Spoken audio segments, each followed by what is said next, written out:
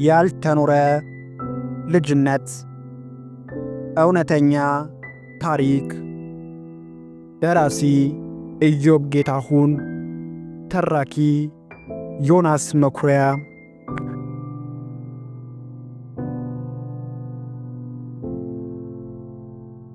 ክብነሽ!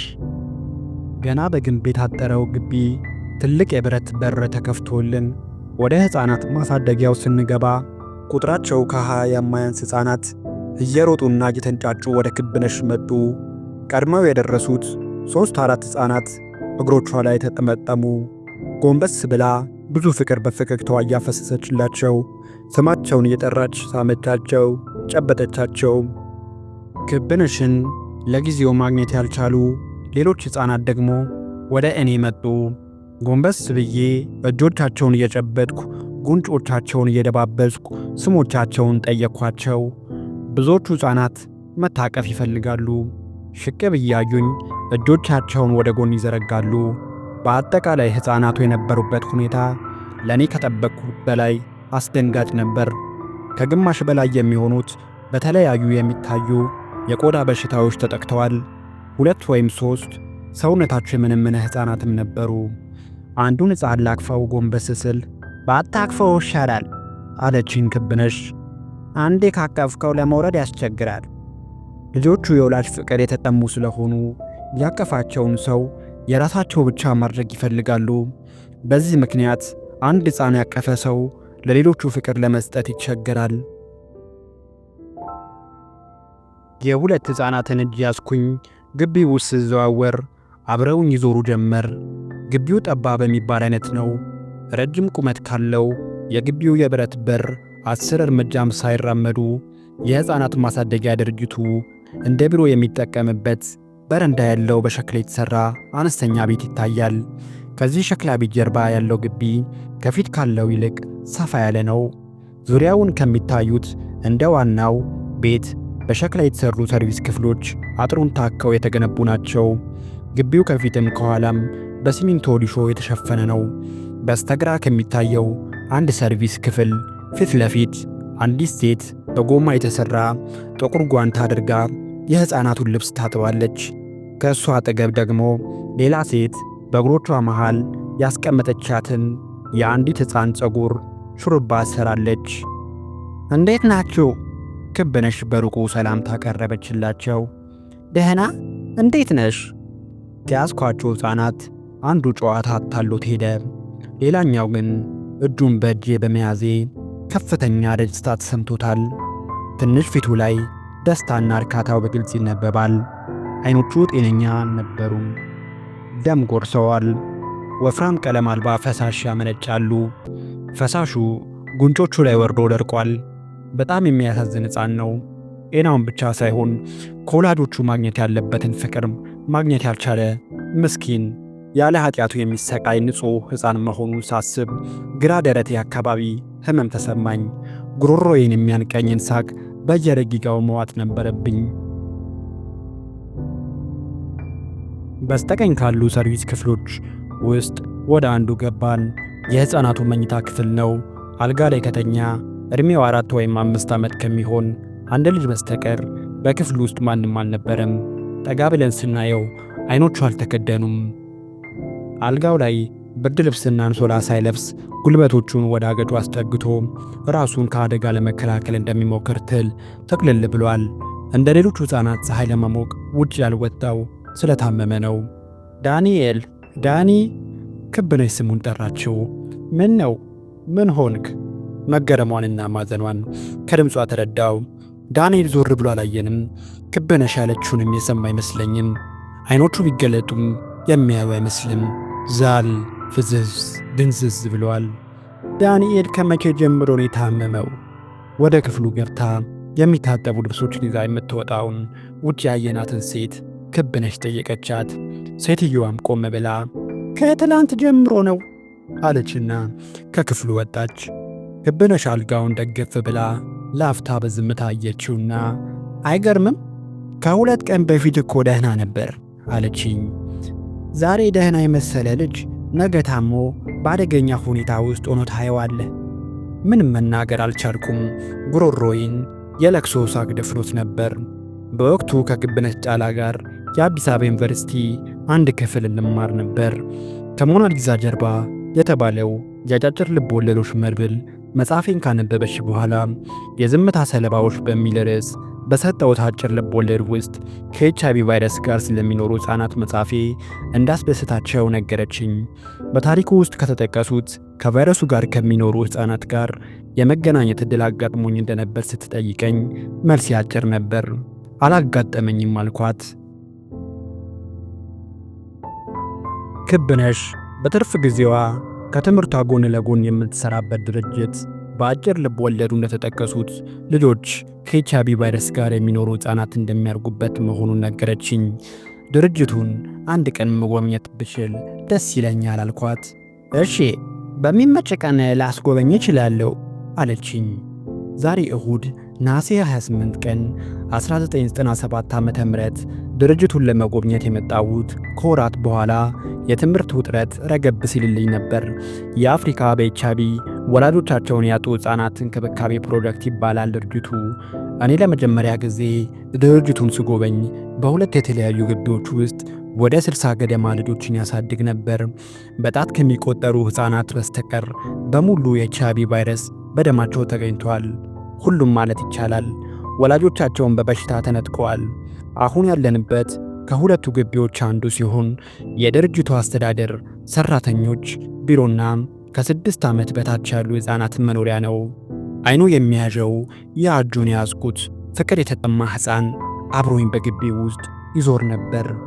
ከክብነሽ ጋር ወደ ቢሮ እስክንገባ እጄን አልለቀቀም። የድርጅቱ አስተዳደር ሰራተኞች ቢሮ ገብተን ቁጭ ከማለታችን አንድ ሚኒባስ ወደ ግቢው ዘለቀ። አንዲት መነጽር ያደረገች ወጣት ከመኪናው ወርዳ ወደ ቢሮ ገባች። ወጣቷ የድርጅቱ ዳይሬክተር ወይዘሪት አሁን ወይዘሮ ስብሴ ቡሊ ነበረች። ስራው እንደሌላ ስራ ያዝለቀቅ የሚያደርጉት አይነት አይደለም። ከፍተኛ ጽናት ይጠይቃል። እሁድ ስራ መግባት ለስርሴ አዲስ ነገር አይደለም። ተዋወቀን። ሳምንት ቆይቼ እንዴት ነው ብዙ ልጆች ሞቱባቸዋል ብዬ ግቢው ውስጥ ከገባሁ ጀምሮ በአእምሮዬ ሲመላለስ የነበረውን ጥያቄ ስርሴን ጠየኳት። እሷ የድርጅቱ ዳይሬክተር ከሆነችበት ከነሐሴ 1996 ዓ.ም ጀምሮ ባለፈው አንድ ዓመት ምንም ሕፃን እንዳልሞተና የሕፃናቱ ጤንነት እየተሻሻለ እንደሆነ ስትነግረኝ መጠነኛ ረፍት አገኘው። አሁን በቅርቡ እንዲያውም የተወሰኑት ጸረ ኤድስ መድኃኒት መውሰድ ጀምረዋል አለችኝ ስርሴ። ይህንን ጥሩ ዜና ስሰማ ልቤ ቁልቁል የተጫነው ከባድ ሐዘን እልል አለልኝ። ድርጅቱ አሁን ካለንበት ግቢ በተጨማሪ ሌላ ዕድሜያቸው ከ6 ዓመት በላይ የሆኑ ሕፃናት የሚኖርበት ግቢ ያለው። ከጥቂት ደቂቃዎች በኋላ የድርጅቱ ሹፌር ይድነቃቸው እከለ እኔና ክብነሽን በሚኒባሱ ወደ ሁለተኛው ግቢ ዞን ሄደም። ሁለተኛው ግቢ ውስጥ ገባን። በሲሚንቶ የተያያዙ ትልልቅ ፍልጥ ድንጋዮች የተነጠፉበት ግቢ ነው። ስፋቱ የሚደነቅ አይነት ባይሆንም ጠባብ የሚባል ግን አይደለም።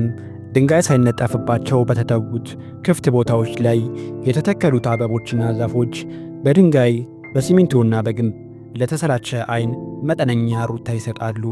ከግቢው የብረት በር ፊት ለፊት ፈንጠር ብሎ በረንዳ ያለው ተለቅ ያለ ቤት ይታያል። የግቢውን የግንብ አጥር ተጠግቶ የተገነባ ነው። በስተግራ እንደ ዋናው ቤት አጥሩን የታከው መደዳውን የተገነቡ ሰርቪስ ክፍሎች አሉ። መኪናው እንደቆመ በዙሪያው 4 ወይም 5 ልጆች ተሰበሰቡ። ሁሉም ፍጹም ጤነኞች የሚመስሉ ናቸው። ይርኔ፣ ክብነሽ። ልጆቹ የሚያውቋቸውን ሰዎች በማየታቸው ተደስተዋል። ክብነሽ ልጆቹን ተራ በተራ ሳመቻቸው። እኔም ጨበጥኳቸው። ነፍስ ስላወቁ እንደ ትንንሾቹ ሕፃናት የማያውቁት ሰው ላይ ለመንጠላጠል አይቸኩሉም። እዚህም እዚያኛውን ግቢ ተገቢ ጥንቃቄ እንጂ አላስፈላጊ ፍርሃትና ማግለል እንደሌለ ለመረዳት ክብነሽን ማየት ብቻ በቅቶኛል። ከእሷ ለመማር ጊዜ አልወሰደብኝም። በየቀኑ ከምናቅፋቸው፣ ከምንስማቸውና ከምንጨብጣቸው በኮንዶምም ሆነ ያለ ኮንዶም የወሲብ ግንኙነት አብረናቸው ከምንፈጽም ሰዎች ጥቂቶቹ ከኤችአይቪ ቫይረስ ጋር የሚኖሩ ሊሆን ይችላሉ። ከቫይረሱ ጋር እንደሚኖሩ ስለምናውቅ አናገላቸውም። ብዙዎቻችን አንድ ሰው ከኤችአይቪ ፖዘቲቭ እንደሆነ ካወቅን ግን በደም ንክኪና ጥንቃቄ በጎደለው የወሲብ ግንኙነት ብቻ እንደሚተላለፍ እያወቅንም እንፈራዋለን፣ እናገለዋለን፣ እንሸሸዋለንም። በዚህ የሕፃናት ማሳደጊያ ግን እንደዚህ አይነት መሠረተ የለሽ ፍርሃት የለም። እዚህኛው ግቢ የፊቱ ቆዳ ከተዥጎረጎረ አንድ ዕድሜው 10 ወይም የ11 ዓመት ከሚሆን ልጅ በስተቀር ከውጭ የሚታይ ቁስል ያለበት ወይም የተጎሳቆለ ልጅ አላየሁም። በዋናው ቤት ውስጥ ወደሚገኘው በሕፃናት ማሳደጊያው እንደ ሳሎንና መመገቢያ ክፍል ወደሚያገለግለው ሰፊ ክፍል ገባን። አንድ ጥግ ላይ ሶፋዎች ከጠረጴዛ ጋር ይታያሉ። አንዲት ረዘም ያለች ቀይም ቀጭን ልጅ ረጅሙ ሶፋ ላይ ጋደም ብላለች። ክብነሽ እንዴት ነሽ አመለ ዘውድ ብላ አገላብጣ ሳመቻት። እኔም ጨብጫት አጠገቧ ተቀመጥን። አመለ ዘውድ ዕድሜዋ 12 ከዚያ ባለፈም 13 ዓመት ሊሆን እንደሚችል ገመትኩ። እንዴት ነሽ ተሻለሽ? ብላ ክብነሽ በአፏ እንቅስቃሴ የምትለው እንዲገባት እየጣረች ጠየቀቻት። አመለ ዘውድ የመስማት ችግር አለባት። ከእሷ ጋር መግባባት የሚፈልግ ሰው በጣም ጮክ ብሎ ማውራት አለበት፣ ወይም የከንፈሩ እንቅስቃሴ የሚነበብ መሆን ይኖርበታል። እዚህ ጋር ይወጋኛል አለች አመለ ዘውድ ግራ ጎኗን ያሳየቻት። ጉሮሮዬም ቆስሏል ወደ አፏ በጣቷ እያመለከተች። ድምጿ በለቅሶ ሳቅ የታፈነ የሚመስል ወፍራም ሆኖ ድክም ያለ ነበር። ምንም የማልቀስ ፍላጎት እንደሌላት ግን ፊቷን አንብቤ ተረዳው። ድምጿ ሻካራና ደካማ የሆነው ዝም ብላ ስለዋለችና አቅም ስለሚያሳት ሊሆን እንደሚችል ገመትኩ። ከቅቤ ቃሪ የተቀላቀለ በርበሬ የተቀባ የቂጣ ቁራሽ በዝርግ ሳህን ጠረጴዛው ላይ ይታያል። ምንም አትበይም? ክብነሽ ጠየቀቻት። አይበላልኝም። ሌላ የሚያሳዝን ድምፅ ከቀጭኗ ልጅ አንደበት ወጣ። መብላት አለብሽ። አዎ ቂጣ ተጋግሮልኝ ትንሽ በልቻለሁ። 2 ወይም 3 ትላልቅ ኪንታሮቶች በአንድ እጇ አይበሉባ ላይ ይታያሉ። ሌላ ሰውነቷ ላይ የሚታይ ምንም አይነት ቁስል ወይም የቆዳ በሽታ አልነበረም። ክብነሽ ለጥቂት ደቂቃዎች ስትጫወታት ቆይታ እኔና እሷን ትታን ወደ ሌላ ክፍል ሄደች። መብላት አለብሽ እንድትበረቺ አልኳት ፈገግ ብዬ። ምን አልክ? አይሰማኝም። በእጅ የጉርሻ ምልክት እያሳየዋት ቶሎ እንድትድኚ መብላት አለብሽ አልኳት። ምግብ አይበላልኝም አለችኝ። ጆሮሽን መቼን ያመመሽ? አይሰማኝም። ትንሽ ጮክ ለማለት እየሞከርኩ ጥያቄውን ደገምኩላት። አልሰማችኝም።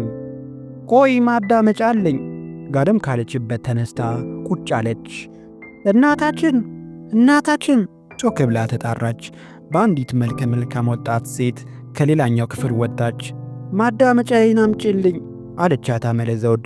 ከፕላስቲክ የተሰራች ማዳመጫዋን ከሚቀጥለው ክፍል አመጣችላት። አንድ ጆሮዋ ላይ የሰካች አሁን ይሰማኛል አለችኝ። ጆሮሽን ከመቼ ጀምሮ ነው ያመመሽ? ቆይቷል። አንድ ጆሮዬን አሞኝ አባቴ ሐኪም ቤት ወስዶኝ ነበር። ቆይቷል። ቁጭ እንዳለች ነበር የምታናግረኝ። ተኚ ጋደም በይ አልኳት። አይ ግድ የለም ቁጭ እላለሁ። ጋደም ማለቱ ቢሻላትም እኔን ያስደስተሽ መስሏት መቀመጥ እንደመረጠች ገባኝ። ምግብ መብላት አለብሽ እሺ? ድምፄን እንደመታፈን ብሎ ነበር። ፍንድት ብሎ ባለቅስ ደስ ይለኝ ነበር። ህመሟ ባይረክማትም እኔን ለማስደሰት ያላትን አቅም እያሟጠጠች እንደሆነ ሳስተውል ነበር በጣም ያሳዘነችኝ። እሺ አለችኝ በሕፃናት ንጽሕና። አመለ ዘውድ ምግብ መብላት ባለመቻሏን ታማሚ ሆነችው። ብዙዎቹ በዚያ ግቢ የሚኖሩ እንደ አመለ ዘውድ ኤችአይቪ ፖዘቲቭ የሆኑ ሕፃናት ጤነኞችና ያማረባቸው ናቸው። የእንቁላል ቅርጽ ያለው የአመለ ዘውድ ጠይም ፊት ወደፊትና ወደ ኋላ የታሰረው ፀጉሯ ወዛ የታየባቸው። ብዙም ሳናውራ ክብነሽ መጣች። እንሂድ። እኔም አመለ ዘውድ ትንሽ አብረን ብንቆይ ደስ ይለኝ ነበር። ክብነሽ ለሥራ ወደ ቢሮ መመለስ ስለነበረባት ቶሎ መነሳት የግድ ነበር። ወደ አመለ ዘውድ ዞር ብዬ ፈገግ አልኩና ቻው ደህና ሁኚ አልኳት። እጄን እየዘረጋው ቀጭን ትንሽ እጇን ዘረጋችልኝ። ተጨባበጥን። ከትንሽ እጇ አንጻር አለንጋ የሚባሉ ጣቶች አሏት። ምግብ በደንብ መብላት አለብሽ እሺ? እሺ። ከተቀመጥኩበት ሶፋ ተነስቼ 3-4 እርምጃ ከተራመድኩና ዞር ብዬ በፈገግታ እጄን ለመጨረሻ ዝንብት ወዘወዝኩላት። ቀጭን እጇን እሷም ወዘወዘችልኝ። ከመቅጽበት ፊቷን ፍጹም ልዩ በሆነ ብሩህነቱ በጨፍጋጋ ቀን ጥቅጥቅ ደመናን በርቀት ከሚወጣ የፀሐይ ጮራ በሚልቅ አስደሳች ፈገግታ ሞላችው። እውነተኛና ንጹሕ ፈገግታ ነበር። በዚያ ልዩ ፈገግታ ውስጥ የልጅነት አይን አፋርነት፣ የዋህነትና ፍቅር ይንጸባረቅ ነበር። ከታመመችና አቅም ከሌላት ደቃቃ ሕፃን ላይ እንደዚህ አይነት ኃይለኛ ጉልበት ያለው ፈገግታ ማየቴ እጅግ አስደነቀኝ። እስከ ሕይወቴ መጨረሻ ሊረሳኝ የማይችል ትዝታው ልብን በደስታ እያሞቀ ከስር ከጥልቁ ደግሞ ከባድ ሐዘን የሚጭር እጹብ ድንቅ ፈገግታ ነበር። አጠገቧ ቁጭ ብዬ ለጥቂት ደቂቃዎች ለእሷ አዝኜና ተጨንቄ ስላናገርኳት ስለ እኔ ጥሩ ስሜት የተሰማት ይመስለኛል። ከአመለ ዘውድ ጋር ለመጀመሪያም ለመጨረሻም ጊዜ የተገናኘ ነው በዚያች ዕለት ነበር። አመለ ዘውድ በሚያሳድጋት ድርጅት ውስጥ ለሚሰሩ ሰዎች፣ ለሌሎች ለምታውቃቸው ሰዎች እንዲሁም ለአሜሪካውያን የብዕር ጓደኞቿ ደብዳቤ መጻፍ በጣም እንደምትወድ ሰምቼ ጥቂት ደብዳቤዎቿን የማንበብ ዕድል አገኘው። ደብዳቤዎቿንም ሳነብ የቃላት አጠቃቀሟ፣ በደብዳቤው የገለጠችው ስለ ሰው ያላት ፍቅር፣ ፈጣሪን አንድም ቀን ያለማማረሯ እጅግ አስደነቀኝ። ደብዳቤዎቿን መነሻ አድርጌ በእሷ ሕይወት ዙሪያ መጽሐፍ ለመጻፍ አሰብኩ። የአፍሪካ በኤችአይቪ ወላጆቻቸውን ያጡ ሕፃናት የእንክብካቤ ፕሮጀክት ዳይሬክተርና ሰራተኞች ሊተባበሩኝ ዝግጁ ነበሩ። ደብዳቤዎቿን አሰባሰብኩ። አመለ ዘውድን ወይም ቤተሰቦቿን እንደሚያውቁ ለ40 ሰዎች ቃለ መጠይቅ አቀረብኩ። ከቃለ መጠይቆቹ በኋላ ከጠበቅኩት በላይ ብዙ ሰዎች ሊያውቁት የሚገባ ታሪክ እንዳላት የበለጠ አመንኩ። እነሆ የመጽሐፉ ጸሐፊ።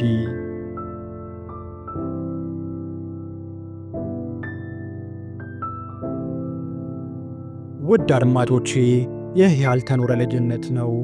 መጽሐፉን የደረሰው ኢዮብ ጌታሁን ሲሆን የተረኩላችሁ ደግሞ እኔ ዮናስ መኩሪያ ነኝ። ከወደዳችሁት ላይክ፣ ሼር፣ ሰብስክራይብ ያድርጉ። መጽሐፉ ቀጣይነት ስለሚኖረው በቀጣይም ብዙ ትረካ ስለሚኖረን ከወደዳችሁት በኮመንት ላይ ቀጥልልን በሉኝ። በግሩም ትረካ ቀጥልላችኋለሁ። እነሆ መልካም ቀን ይሆንላችሁ።